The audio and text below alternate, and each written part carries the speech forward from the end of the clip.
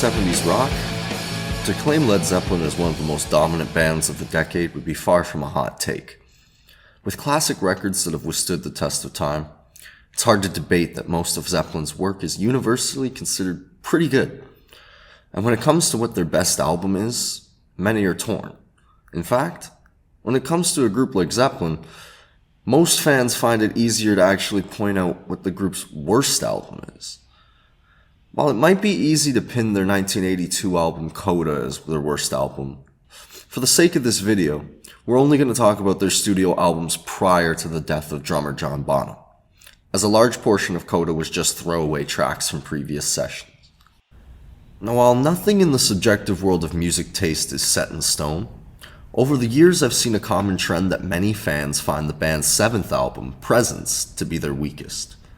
Now, while the fanboy in me wants to perpetually reinstill that this is still a very good album, I can admit that it is probably the group's weakest record. I'd like to think of it as choosing the worst meal on the finals of MasterChef or Hell's Kitchen or whatever cooking show.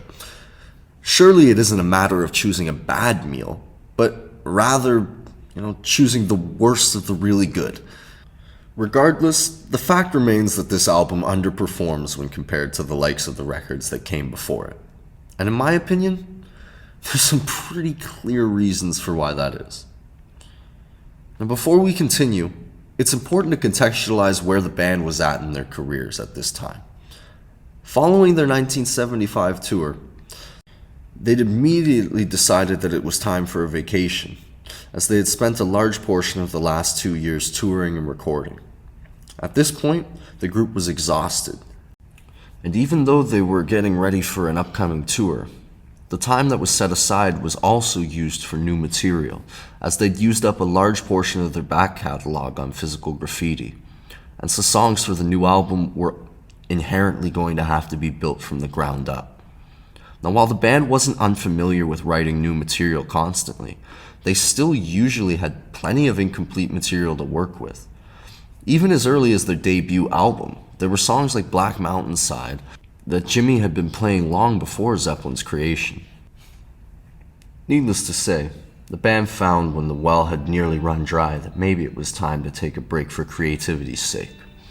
Inherently, this was a good idea, but unfortunately, it still didn't save the band from facing their first major tragedy. Now, while I'm sure over a 6-year career not everything was sunshine and rainbows, it wasn't until the summer of 1975 that the band's future was in jeopardy. While vacationing in Greece, Robert Plant and his family's car spun off the road, injuring his Achilles tendon. Initially, there was uncertainty about whether he would recover, and as a result, the band's decision was to cancel their upcoming North American tour. While the band definitely took some time to process, they theorized that it would only get harder the longer they delayed their return, and as a result, the band booked a studio in Hollywood for a creative retreat to keep working on new material. While this wasn't the first time they had done this, it was the first time they'd done so with such an urgency. The band was just at death's doorstep, and while everyone had concerns, the experience had also left the band reflecting on where they were at. Having just come out of a heavily bloated and musically eclectic double album that year, Jimmy felt that the most important thing to do was to take back Zeppelin to its roots, and to make sure that if they were really coming to an end, that they'd be going off with a bang. So, did they? Well, sort of. If you view these sort of things by highlights, there's a strong case to be made that Presence has some immaculate moments throughout. Like the breakdown on For Your Life,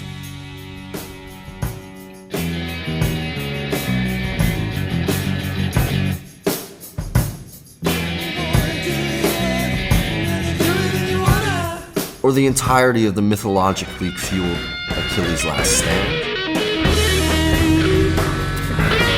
However, as a whole, the album very quickly falls into a slumber, finding tracks that feel like there's just something missing from them, and maybe that's just where the problem lies. While after repeated listens I've grown to love them, cuts like Candy Store Rock or Royal Orleans do leave a lot of room for growth, be it lyrically or musically. And ultimately, it's because there is a fundamental element of Led Zeppelin that's missing. See, while Jimmy's goal was to reclaim the formula that had proven to work on their early records, he had clearly forgotten one thing: the formula. Now, while it's no secret that your classic four-member setup rings true in a lot of Led Zeppelin's work, a very crucial element to their sound has always been through the use of acoustic guitars and keyboards alongside these instruments. On Presence, there's a whopping total of 1 recorded acoustic guitar track, and absolutely no keyboards whatsoever. Quite the total, especially when you consider that this is the sole acoustic guitar track on the record.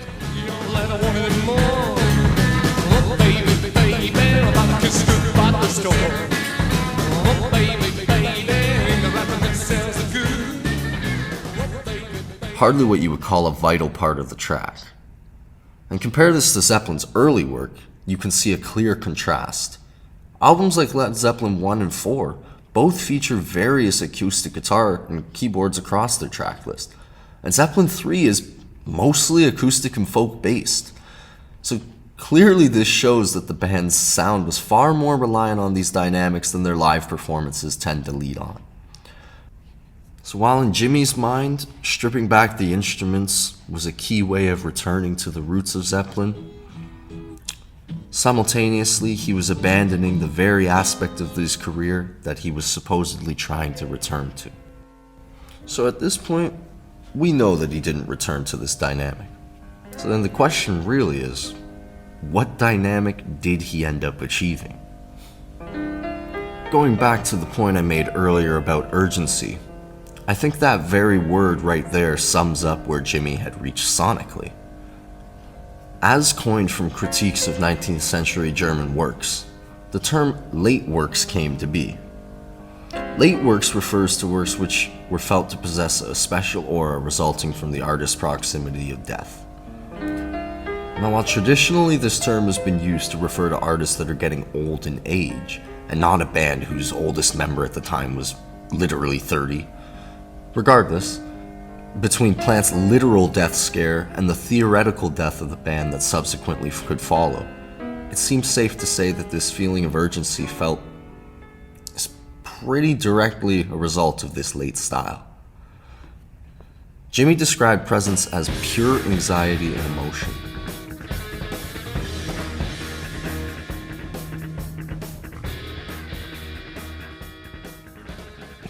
I mean, we didn't know whether we'd be able to play in the same way again. Plant too described combating these feelings of uncertainty. Presence was our stand against everything, our stand against the elements, against chance. We were literally fighting against existence itself. As made clear by these statements, the band was under immense amounts of pressure, and naturally, that tension is seen throughout the record. While sonically this is heard in a lot of places, lyrically, frustrations can be seen throughout the record as well. On the track Hot's On for Nowhere, for example, Plant describes his frustrations during the song's lyrics, with lines like, "Give me the shoulder, but then I should happen to fold. When timing is right, going older, got friends who will give me fuck all." Clearly unhappy with how those who were surrounding him were treating him, Plant brought his dissatisfaction into his lyrics. In the grand scheme of things, this also tarnished the album's sales, as the decision to use the song as the album's lead single was ultimately changed due to the single using the F-bomb. Nobody's for mine.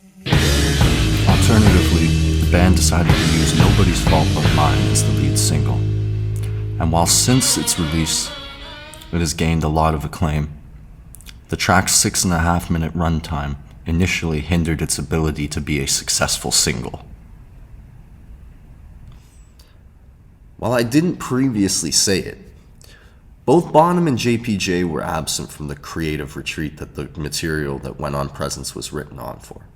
So, in the end, you have an album that was derived from the combination of an angry vocalist with a guitarist that was having some form of an existential crisis. It truly sounds like a recipe for success, if you ask me. Ultimately, what came is a record that somehow rides the border between being stripped back and also feels like one of Zeppelin's most abrasive outputs. In the end, I see this record as Jimmy taking back complete control, realizing that if he one day wasn't going to be able to continue making music the way he did, that he'd better achieve everything he had wished to. This is evident in the album's closing track, T for One. While the intro is different, the song in its entirety has been described by the band as the only time in their career where they tried to recreate a sound with the hopes of bettering it. Any guess as to which song it is?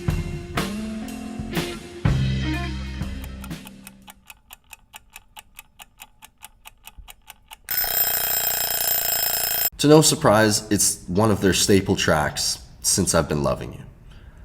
Now, while I'm impartial about which song is better, objectively, it's safe to say that Since I've Been Loving You takes the cake. With that said, in terms of song structure and technical shaping, a great argument can be made for that T for One is a little bit more polished in terms of being a blues number. And that right there is exactly why I think there's such a dissonance between the album's reception and how the band feels about it. Jimmy Page has stated before that Presence is in fact his favorite Led Zeppelin album. And while even a superfan like myself can't get behind that statement, I do think that in itself explains why Presence is viewed the way that it is. Jimmy's desires to reach a new pinnacle, to resharpen the tools and skills that had gotten him to where he was enough to fuel this extremely complicated yet beautifully straightforward record. But at the same time, those exact ambitions were the downfall of it, There's simultaneously the thing that made the general fan of Led Zeppelin feel confused, as if they were listening to an entirely new band. And I guess in some ways that's because they were. For the first times, fans weren't hearing the sounds of artists that were trying to climb to the top, but rather hearing the art of a man who had felt his time on the top ticking away. While the band wouldn't dismember for over another 4 years, slowly, Jimmy's battle with heroin addiction, a topic that's deserving of its whole own video essay, it would eventually go on to hinder his ability to lead the band creatively on their next album. And ultimately, when we look back at Presence, even if the lows still stick out when compared to their other work, the highs truly are transcendental. And to his own liking, it probably should be viewed as his last grasp for greatness.